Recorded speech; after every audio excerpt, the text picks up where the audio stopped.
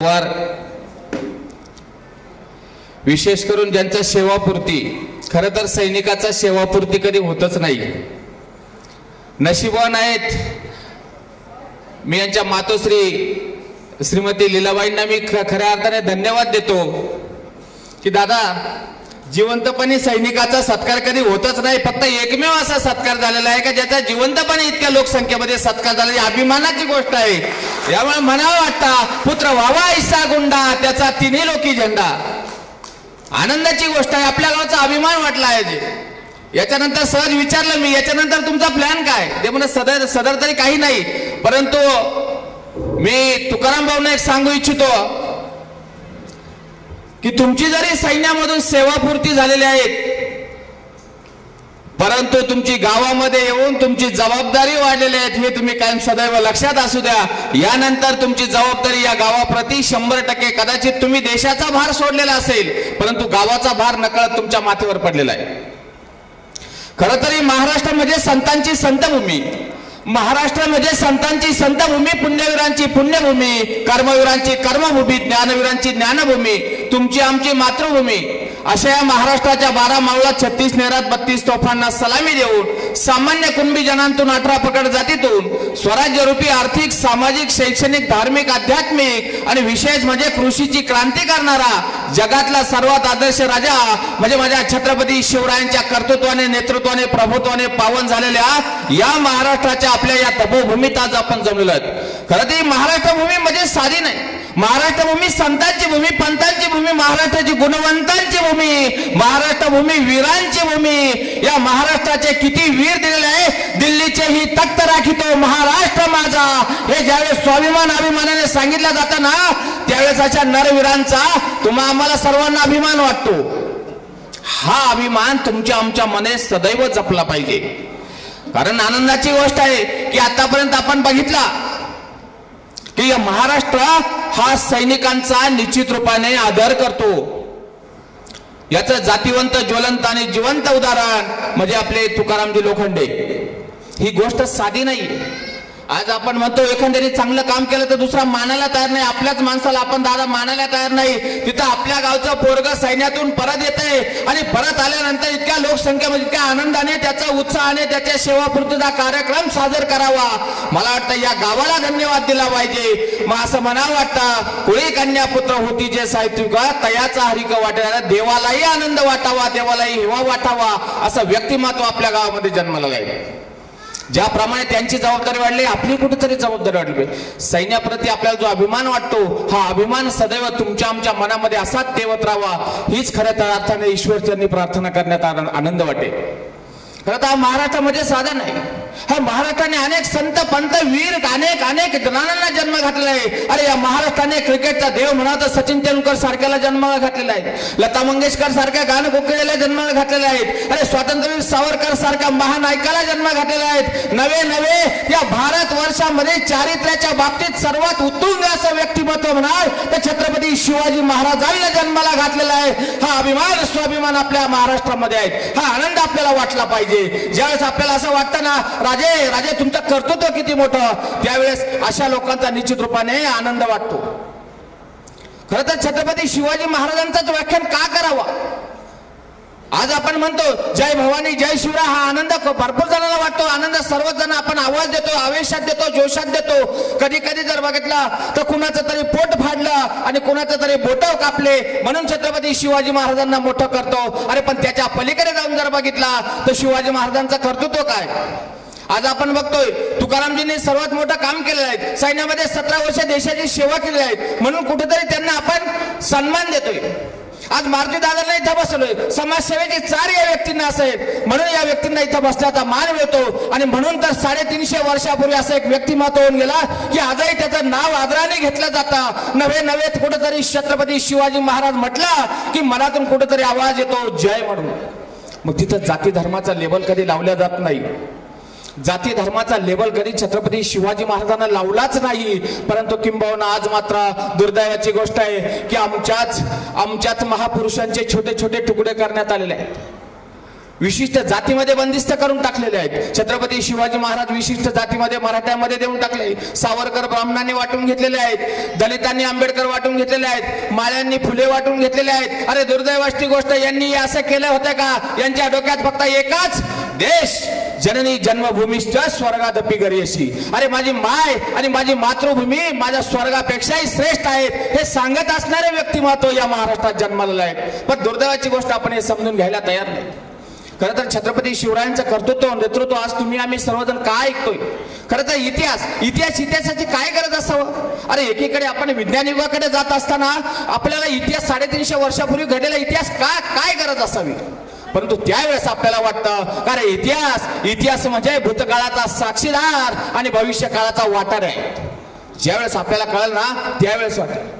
खरं तर एक विचार जर केला तर स्त्री ही मराठ्यांच्या देव्हाऱ्यातील देवता, स्त्री ही मराठ्यांच्या देव्हाऱ्यातील देवता, मग ती कोणत्याही जाती धर्माची असो, पहिल्या मुद्रेचा मान हा स्त्री जातीलाच, म्हणजे चारित्र्याच्या बाबतीत सर्वात उत्तुंग बुद्धिमत्ता जर मिळेल तर छत्रपती शिवाजी महाराजांचंच नाव येतं, याच्यापेक्षा दुसरं नावच नाही. मग का? म्हणून तर छत्रपती शिवाजी महाराजांचं नाव इतकं मोठं होतं ना. पण आपण तुम्ही आम्ही हे समजून घ्यायला तयार.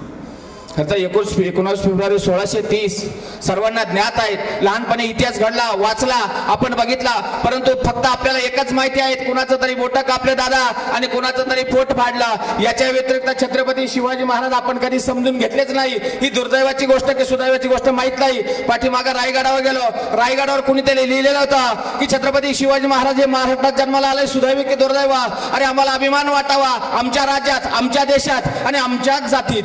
ही दुर्दैवाची गोष्ट आहे. आमच्याच जातीत जन्माला आला म्हणून आम्हाला अभिमान वाटावा. परंतु त्या लेखकाने भारी सांगितलं होतं, हे जर फ्रान्स, अमेरिका, जर रशियामध्ये जन्माला आले असते तर जगातील उत्तुंग बुद्धिमत्तेचा एकमेव व्यक्तिमध्ये छत्रपती शिवाजी महाराजच हे दाखवून दिलं असतं. परंतु दुर्दैव की आपल्याकडे ही संकुचित वृत्ती वाढत नाहीत. पण असं व्हायला नकोय. छत्रपती शिवाजी महाराज म्हणजे कुणा एका जातीचे नाही, कुणा एका धर्माचे नाही. अरे कोणत्याही गोष्टीचं उच्चतम परिमाण म्हणजे छत्रपती शिवाजी महाराजच, याच्यापेक्षा दुसरं नावच नाही. का वाटावं असं? कधीतरी कोणाला प्रश्न पडावा. अरे कधीतरी आपण बघावं, आज शासनाचा नारा आहे दादा, हागणदारी मुक्त काम करा. तुम्ही आज बघितलेलं आहे, हागणदारी मुक्त गावं झाले का हो? अरे माझ्या राजाने 350 वर्षापूर्वी जे गडकोट किल्ले बांधले तुकाराम सर, त्या गडकोट किल्ल्यावर जा, आजही शौचालय जसेची तसे आहेत, मल विसर्जन गडाच्या खाली. अरे हे शिवाजी महाराज तुम्हा आम्हाला कळावे. त्यावेळेस आम्हाला वाटतं राजा तुमची उंची किती मोठी, तुमचं कर्तृत्व किती मोठं हे तुम्हाला आम्हाला कळणं गरजेचं आहे. पण दुर्दैवाची गोष्ट आहे, तुम्ही आम्ही आज समजूनच घ्यायला तयार नाही. त्याच्यानंतर कधीतरी जाऊन बघा, कधीतरी प्रतापगडाच्या पायथ्याशी जा, पार नावाचं गाव आहे. अरे तिथे जाऊन बघा, महाराजांनी पूल बांधलेला आहे 350 वर्षापूर्वी. कधीतरी गेला तर त्या कोयना नदीचं हाय प्रेशर पाणी वाहतं आणि तिथं असणारा त्या शासनाने त्या ब्रिजला नाव दिलेलं आहे फ्री मेंटेनन्स ब्रिज. कधीतरी बिल्डिंग मेंटेनन्सचे विद्यार्थी जा, बघा आणि माझ्या राजाचं कर्तृत्व बघा, काही इंजिनियर कशा पद्धतीत असावा हे छत्रपती शिवाजी महाराजांनी कळवलं. कधीतरी जा बघा. अरे कधीतरी प्रतापगडावर जा, कधीतरी रायगडावर जा. अरे तिथली माती बोलती. अरे निष्ठावंत मावळे या महाराष्ट्रासाठी, या स्वराज्यासाठी जन्माला घातले महाराजांनी. अरे कोणते लोक होते? सर्व जाती धर्मातले. अरे महार, मांग, कोळी, भिल्ल, 18 प्रकार जातीचे लोक एकत्र आणले आणि एकत्र आणल्यानंतर त्या जिजाऊ साहेबांना पुण्याच्या मसनवट झालेल्या आपल्या पुण्याच्या गडीमध्ये गेल्यानंतर तिथं बघितलं, अरे काय परिस्थिती आहेत. आपलाच रायाराव पंडिताने तिथं पहार ठोकून ठेवलेले आहे, फुटकी कवडी आणि फाटकी वाहन तिथं लावून ठेवलेले आहे आणि सांगितलंय जो कोणी इथं हात लावेल त्याचा निर्वंश झाल्याशिवाय राहणार नाही. पण त्याच वेळेस मात्र एक विद्रोही स्वरूपाचं व्यक्तिमत्व पुढे आलं आणि बोलते झाले जिजाऊ साहेब शिवबाला, शिवबा उचला ती पहार आणि फेकून द्या. अरे अंधश्रद्धेचं लोकड कसा फेकावा हे माझ्या राजाकडून शिकावा. आणि शिवबाने ती पहार फेकल्या गेली. काही धर्ममार्तंड समोर आले, बोलते झाले आऊसाहेब तुमचा निर्वंश झाल्याशिवाय राहणार नाही. आणि कडाळली मूर्ती म्हणतात सौदामिनी. अरे एकदा नाही, या स्वराज्यासाठी एकदा नाही 1000 वेळेस निपुत्रिक व्हायला तयार नाही. आणि शिवाजी महाराजांच्या हातात नांगर दिला. अरे नांगराला फाळ सोन्याचा लावला. समोर उभा होता आमचा रायनाक महार. अरे आऊसाहेब बोलता झाला, रायनाक पाठव तुझ्या पोराला शिवबा बरोबर नांगर हाकायला. अरे कुठं होता? या महाराष्ट्रामध्ये घडला फक्त या महाराष्ट्रामध्ये छत्रपती शिवरायांच्या काळामध्ये कुठं होती जातीयता? आज तुम्ही आम्ही जातीमध्ये बंदिस्त करू पाहणार आहे? कुठं होती जातीयता? शिवाजी महाराजांच्या काळात कधीच नाही. अरे रामोशी समाज दादा आजही विखुरलेला आहे. आजही राजाश्रयित नाही, त्यांना कुठलाही राजाश्रयने रामोशी समाज काल उपेक्षित होता, आजही उपेक्षित आहेत. अरे कधीतरी जाऊन बघा, सीबीआय चीफ ज्याला म्हणावा तुकाराम सर, असा माझ्या राजाने रामोशाचा पोरगा सीबीआय चीफ बनवला. बहिर्जी नाईक काय म्हणावा, काय म्हणावा? अरे 18 पगड जातीचे लोक एकत्र आले. राजाने जात नाही बघितली, राजाने बघितली फक्त गुणवत्ता. ज्याच्यामध्ये गुणवत्ता आहेत ना, ये स्वराज्यामध्ये. अरे सर्वच लोक एकत्र केले. असं करता करता स्वराज्य प्रतिपचंद्र लेखे वर्धिष्णू विश्ववंदिता शहा सुनो शिवशैषा मुद्रा भद्राय राजते. या प्रतिपदेच्या चंद्रकले कलेप्रमाणे स्वराज्य वाढत गेलं आणि वाढता वाढता अभिमान स्वाभिमान जागावा अशी एक एक घटना घडत गेली. पण त्याच वेळेस मात्र तुम्हाला सर्वांना ज्ञात आहेत, बडी बेगम साहेबा कराडली. अरे या शहाजी राजाचा पोरगा बराच बंडावा करताय, तो मोडला पाहिजे. आणि त्याच वेळेस तिनं सांगितलं, अरे कोणी मर्द आहे का आपल्या दरबारामध्ये? कराडला एक सर्वांना माहितच आहे, अली अफजल खान. आणि आला स्वतःला त्याने प्रतिज्ञा केली होती, मी बुध शिकान कफर शिकान, म्हणजे मराठ्यांना मारणारा मूर्ती फोडणारा, म्हणून ज्याने स्वतःला मान मळून घेतला होता. असा अफजल खान आला, वाईच्या याच्यामध्ये आला, वाई प्रांतामध्ये घुसला आणि शिवाजी महाराज होते प्रतापगडाच्या पायथ्याशी.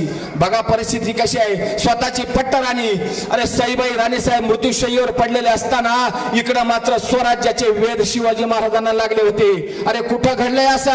कुठंही घडलंय? स्वतःच्या प्रपंचासाठी कधी वेळच मिळाला नाही ज्या माणसाला, त्याला शिवाजी म्हणतात. अरे त्याला शिवाजी म्हणतात. हे असं व्यक्तिमत्व या महाराष्ट्रामध्ये जन्माला आलं. आणि बस शिवाजी राजानेच अफजल खानाचा पराक्रम बघायचं ठरवलं. मूर्ती फोडली, अरे तुळजाभवानी फोडली, एक एक एक एक पंढरपूरच्या विठोबाला तोशीच लावली आणि आला वाई प्रांतामध्ये. वाईमध्ये आला, महाराजांनी उत्तम नियोजन कसं करावं हे त्यामध्ये शिकवलं. आणि बस अफजल खान आला, सर्वांनी बघितलं. अफजल खानाची भेट झाली, अफजल खानाला कडकडून मिठी मारली, अफजल खानाचा कोथळा पाडला, अफजल खान मारला, बस संपला. अरे त्यानंतर मात्र धुमाकूळ झाला. अरे सर्व आडवं त्याला उभा कापल्या गेलं, उभं येईल त्याला आडवा कापल्या गेलं. आणि त्याच वेळेस मात्र खूप लूट मिळाली, घोडे मिळाले, हत्ती मिळाले. आणि त्यानंतर मात्र अभिमानाची गोष्ट की काही खजिना मिळाला. आणि त्याच मध्ये जे शरण आले त्याला मरण द्यायचं नाही म्हणून माझ्या राजाने काही कैद करून सदरेवर आणल्या गेले.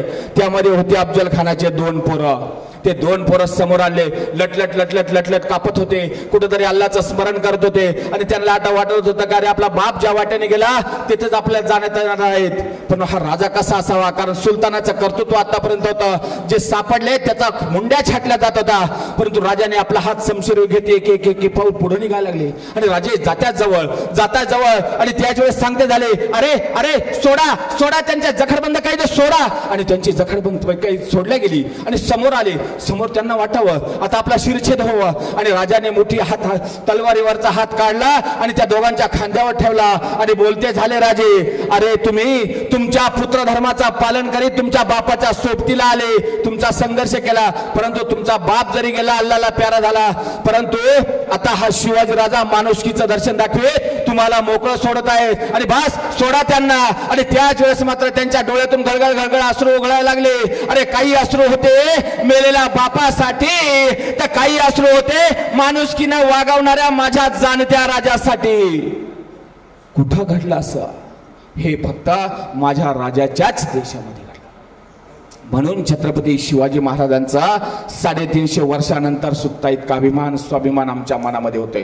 परंतु दुर्दैवाची गोष्ट आहे, आपण अजूनही समजून घ्यायला तयार नाही. फक्त जय भवानी जय शिवराय वादा करता छत्रपती शिवाजी महाराज कधीच वापरू नका. अरे वापरायचेच असं तर कर्तृत्व सिद्ध करण्यासाठी वापरा.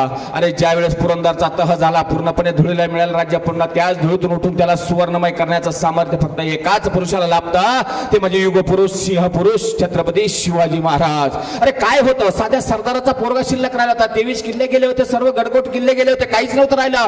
अरे 23 लाख होण्याचा प्रदेश गेला होता, पुन्हा सरदार झाले होते. पण पुन्हा त्याच धुळीतून उठून जर एखादा आत्महत्या करायला लागला तर त्याने छत्रपती शिवाजी महाराज आठवावा. अरे शपथ घेऊन सांगतो, आयुष्यात कधीच आत्महत्या करू शकत नाही. कारण का? छत्रपती शिवाजी महाराज जगण्याचं शिकवताय. छत्रपती शिवाजी महाराज संघर्षाचं दुसरं नाव आहे. असं ज्यावेळेस पाठीमागं आपण बघतोय सर्जिकल सर्जिकल स्ट्राईक झाला, सर्वत्र पंतप्रधानांचा असेल, सैनिकांचा असेल, उदो उदो झाला, आनंद झाला. अवघ्या देशाने सैनिकांचा स्टेटस ठेवून अभिमान दाखवला की आमच्या देशातल्या सैनिकांनी सर्जिकल स्ट्राईक केलं. रातोरात गेले, पाकिस्तानमध्ये गेले, त्यांच्या तळावर हल्ले केले आणि पुन्हा आले. अरे 350 वर्षापूर्वी छत्रपती शिवाजी महाराजांनी सर्जिकल स्ट्राईक केलं होता. सर्जिकल स्ट्राईकचा मोदींना जर सापडला असेल दादा कोण, तर सर्जिकल स्ट्राईकचा जनक आहे छत्रपती शिवाजी महाराज. हे तुम्ही आम्ही समजून घेतलं पाहिजे. खानाचा वध झाल्यानंतर शाहिस्ते खानाची फजिती आपण जे प्रकरण वाचतो, शाहिस्ते खानाच्या गुहेमध्ये शिरायचंय, लाल महालामध्ये 1.25 लाख फौजेचा करार आहे, त्याच्यामध्ये 300 सैन्यासह शिरायचंय. साधी गोष्ट नाही, खरा ना खरा माहिती घेतली होती. आणि बस ते सर्जिकल स्ट्राईकचे जनक जर म्हटलं तर छत्रपती शिवाजी महाराज.